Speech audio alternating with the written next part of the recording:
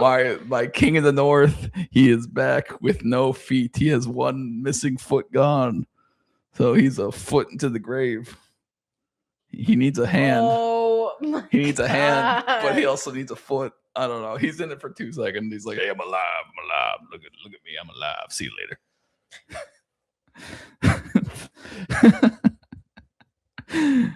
I'm really liking Sentence to Be here. Yeah. We're Stan and we were wrong. No, It's we pretty good. weren't wrong. We liked the first episode, did not like the second episode, and the third one was really good. This fourth one continued that trend because boy, are this group of heroes and everything, they are just the Suicide Squad.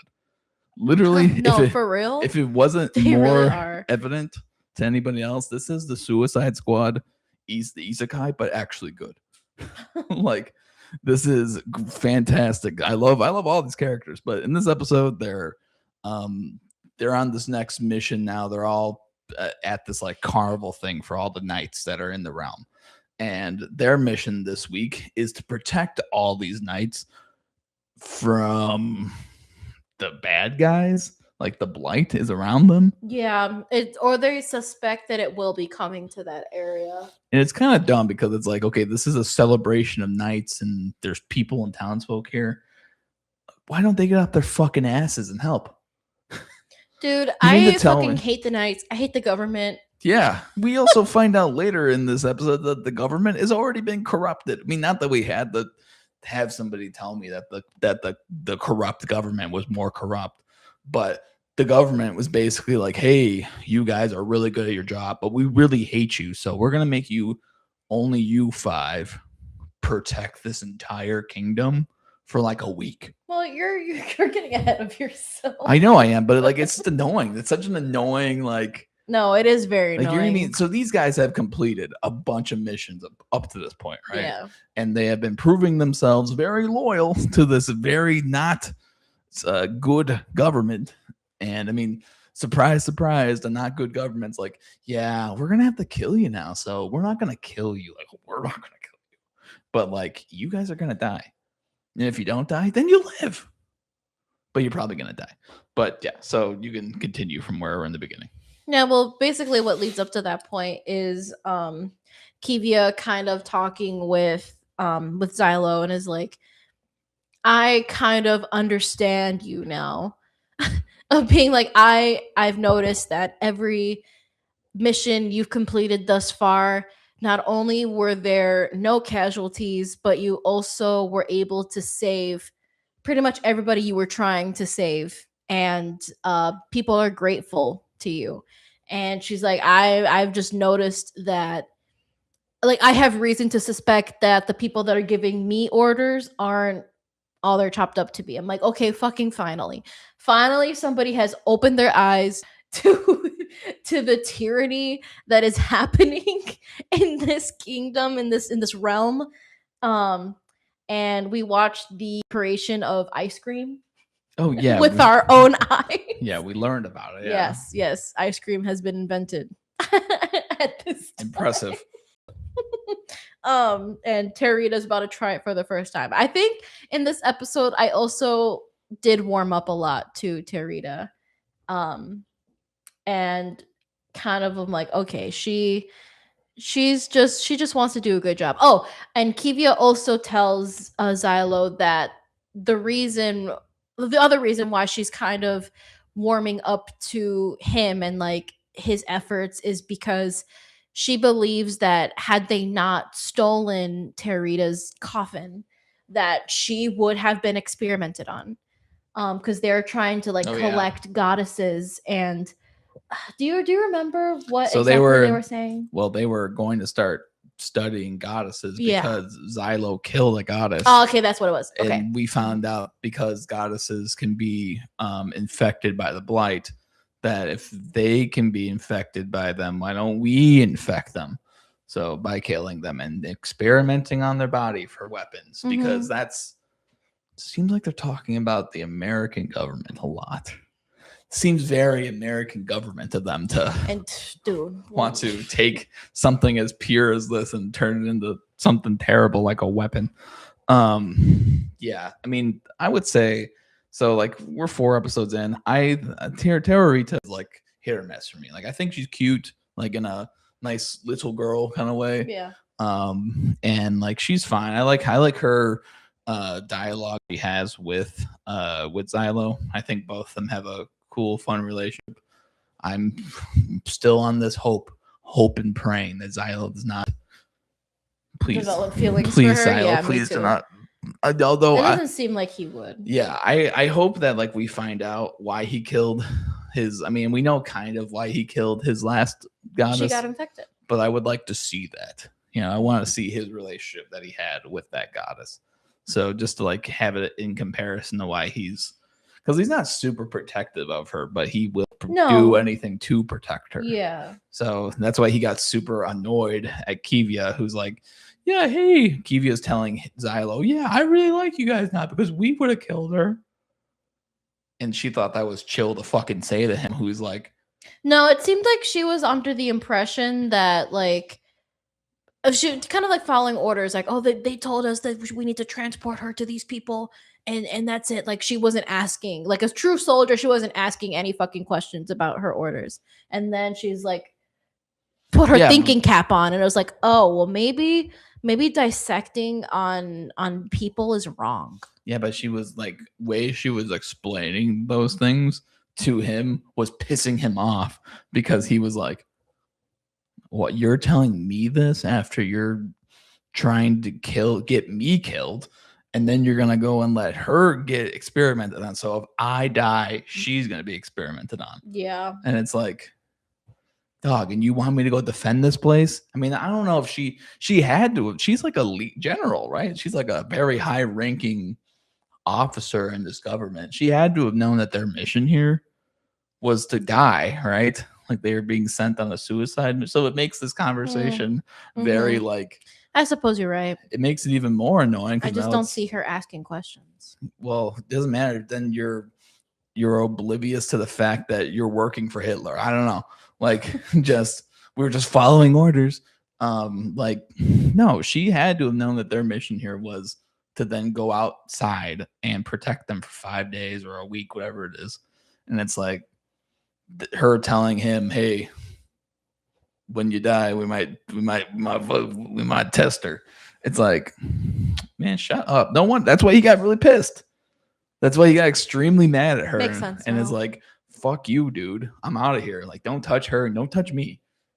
Like, I think that that's a cool like way to make it be, you know, because Kivia is the only one of the knight of this royal guard who is coming to like Xylo and coming to understand that he's not a bad guy. Yeah. So it's like one of those things now where Xylo, who's already an obviously closed off person, will now be even more closed off to her. So I'm interested to see, maybe she'll be like, I'll protect outside with you, the showcase that I am more than just this person.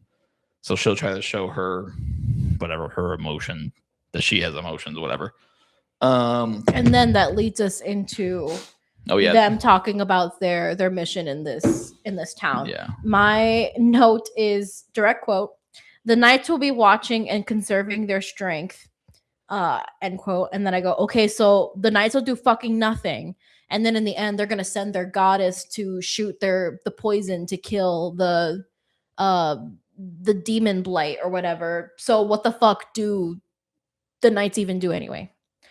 The knights piss me off. Yeah, knights are annoying, but they go up to this tower and they talk about their mission. The mission is to be a suicide mission, as I've been talking about this whole time, to watch over the knights as they rest, and they have to defend them with no backup. By the way, no backup. Yeah, it's just but my boy, my new favorite character. Oh, Leopold. Vietnam. I'm calling Leopold. Venetim.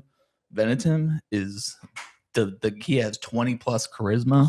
He is the most the slyest of dogs. He's talking to this commander like he owns him. He's like, hey, buddy, guess what? You're going to give us a bunch of weapons, a bunch of things. And the guy's like, why would I give you that? He's like, well, guess what we just did without that?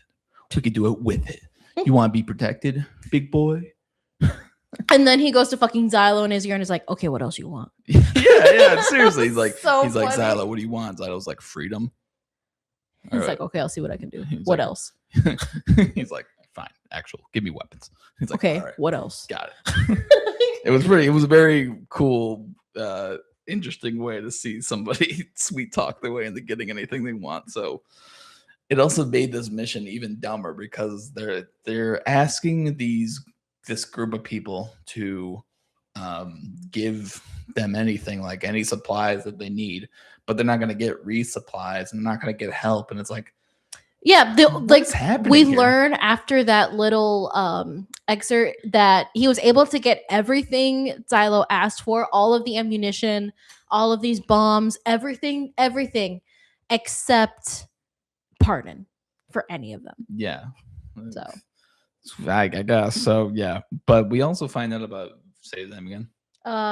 Venetum, Leopold. Venetum's like backstory a little bit and why he had to become a hero. Dude, that whole part is cemented. We do not trust the fucking government. Yeah, so we do not trust this government. Why I've been talking so much shit about the government, why I was talking about how the Blight has taken over the government. We find out that Venetum was a reporter. He was a reporter, and he was great at getting people to tell him information, but he was also spreading misinformation. Yeah, he was kind of like on a tabloid, like rumor paper. But he was so good at telling lies that he ended up being right about the Blight taking over parts of the government and actually being able to take. He wrote about taking over goddesses too, right? Yeah, he wrote all about this in jest in a way, but it ended up being true. And they were like, "We're fine with lies, but when you tell the truth, we'll silence you." Yeah, and my note is like, he was sentenced to be a hero for writing an expose he didn't mean to write. So essentially, they are silencing the press, which is authoritarianism. In case anybody was wondering. Yeah, so, yeah, I mean, that's crazy. Yeah, it's so crazy. It's fucking crazy.